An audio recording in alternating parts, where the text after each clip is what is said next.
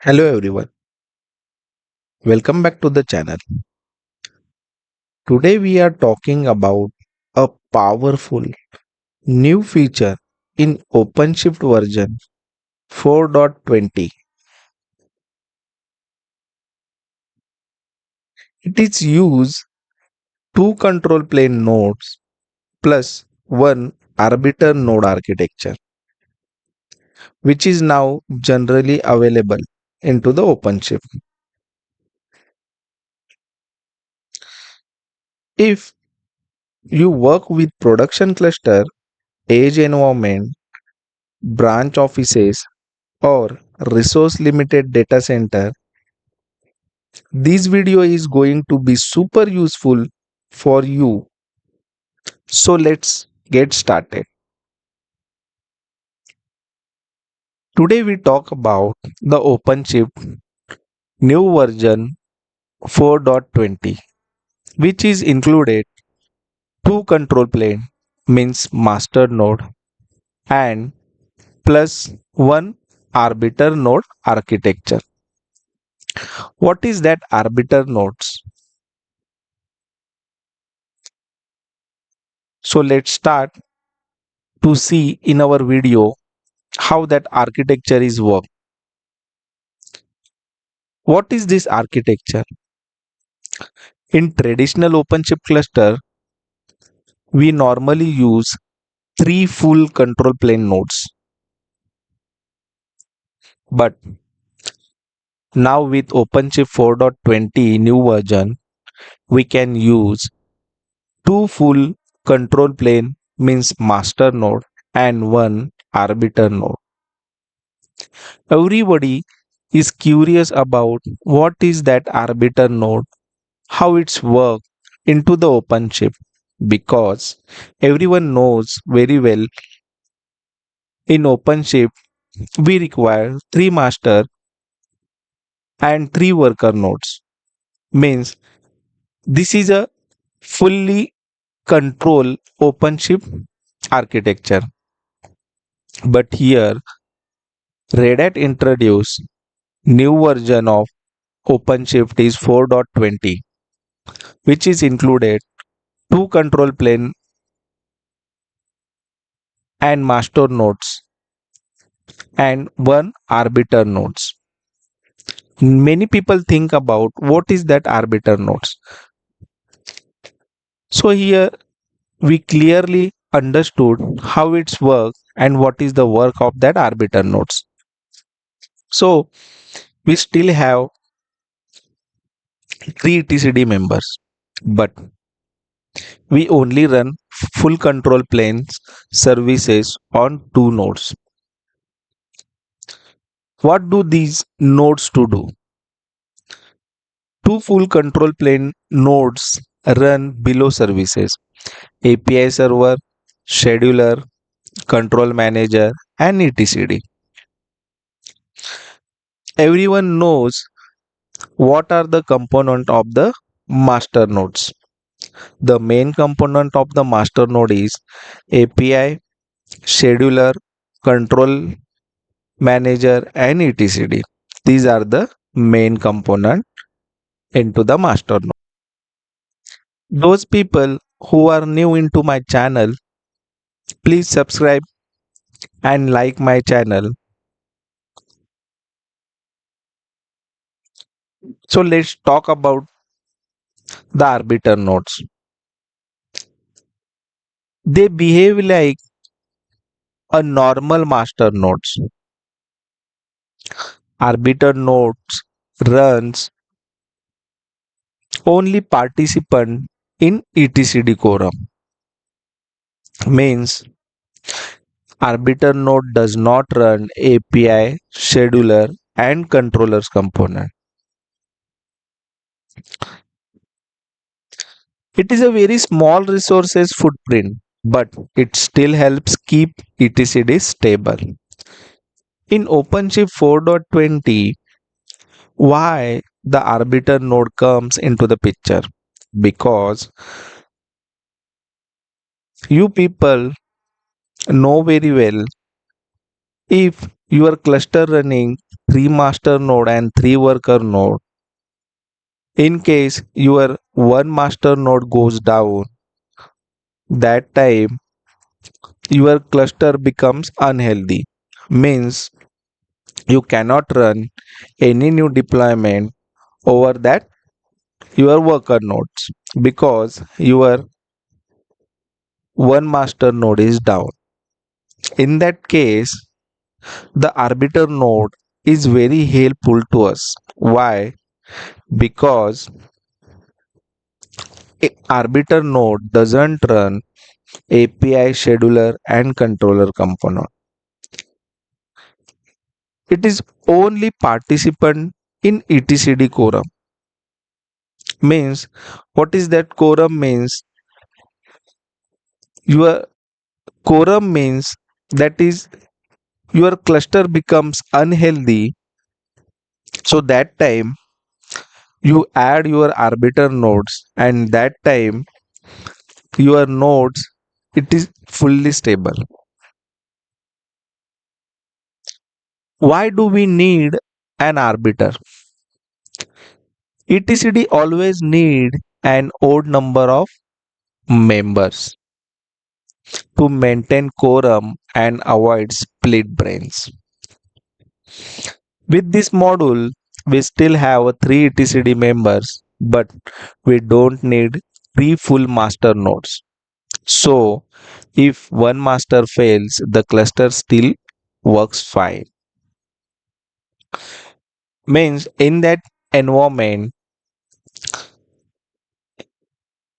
if your one of the master node goes down, with the help of arbiter nodes, we can still run our production into the fine and tune workload.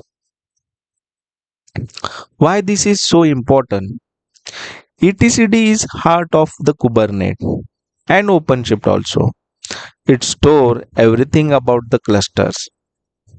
Everybody knows about the etcd. Etcd it is the heart of the Kubernetes and everything stored into the etcd database. With this new model, quorum is a safe state maintain and remain consistent. No split brain risk. API keep working with remaining master. These are the new models. So you get production grade HA at a lower cost. Now we talk about the key benefit. This architecture is perfect when you want high availability with lower cost, especially for edge, remote side, brain sorry, branch offices, small data center, resource constrained environment. When you use this kind of architecture, what kind of benefit you get? You get the benefit of save money, still production ready, full supported in OpenShift 4.20, support from the Red Hat, great reliability, smaller footprints. And what are the things to be remember? Arbiter node must have a low latency and reliable network. Monitor etcd health and disk performance. Not for very large and extremely heavy cluster. Big cluster should still use 3 full masters node. Means everybody confused about 4.20 OpenShift new version. Why this arbiter node comes and should we use the 3 master node or not? The clear answer is that if you have a big production environment, that time you definitely use the three master nodes into the big production environment. And if you are using the small production environment or small environment, that time you can use your 4.20 version, that is two master and one arbiter nodes. So this is a simple and short detail about OpenShift new version of 4.20.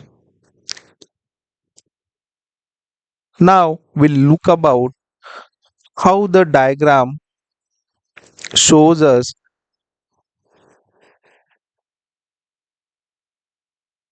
to build OpenShift 4.20 version. Let's check about the diagram. Here are the OpenShift version 4.20 diagram. Two control plane means master node and one arbiter node. In master node, we know which components using API server, scheduler, controller manager and etcd. And arbiter node only use the etcd. In OpenShift 4.20 version, two full master plus one lighter weight arbiter nodes. What arbiter nodes do? Arbiter nodes helps to maintain etcd quorum and high availability cluster. This is the main role of the arbiter node, to maintain the quorum into the OpenShift. After understand the OpenShift version 4.20, we talk about the quorum. What is a quorum? This topic is not new for the OpenShift student or OpenShift learner. Why? Because we also know about quorum from 4.17 to till version.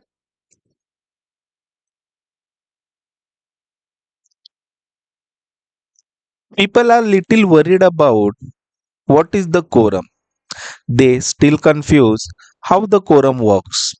So here we clearly understand the quorum. In simple language, quorum means majority agreement. What kind of majority agreement? When more than half of the nodes agree on something, that decision is accepted as the correct one. Means this helps the cluster stay healthy, consistent, and reliable.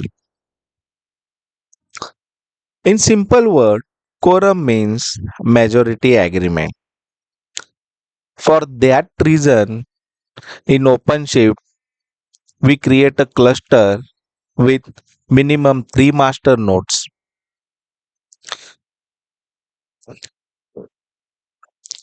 Why do we need a quorum? In Kubernetes and OpenShift architecture, etcd store all cluster data in OpenShift. If every node decide things in its own, like data become inconsistent, cluster may break, split brain problem can happen. Means in OpenShift, the quorum work with majority agreement. Means there is a one node to decide the majority agreement. Suppose that all master nodes take a decision, that time we face the problem like data become inconsistency, cluster may breaks, and split brain problem can happen. That's why quorum is more important into the OpenShift. Quorum ensures that only majority decisions are applied. Data stay correct, clusters stay stable. And simple example, if we have three etcd members, quorum requires two nodes. Here are the simple example of the quorum. The simple language, that is majority of agreement. Here majority of agreement requires two nodes. So at least two nodes must agree to make any decisions. If we have three master node, that time we need a two votes, means two master node. And suppose if you have five master nodes, that time you need a three master node votes. That's why we always use odd number of nodes into the etcd. Why odd number of nodes we required? Because majority becomes a clear within two master nodes. No majority if one fails. Cluster can lose a quorum, means cluster becomes unhealthy. That's why OpenShift normal use three master and two master plus one arbiter, that is which are seen into the OpenShift 4.20 version.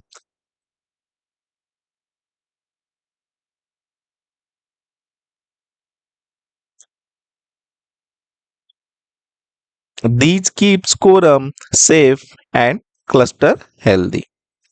In one line summary, quorum simply means minimum number of nodes that must agree to safely make a decision in the cluster.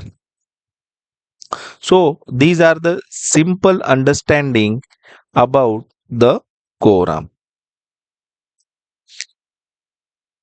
If you found this video helpful, make sure to like the video, subscribe to the channel, and share this with your DevOps, Linux, and OpenShift friends. See you into the next video. Bye bye. Thank you for watching my video.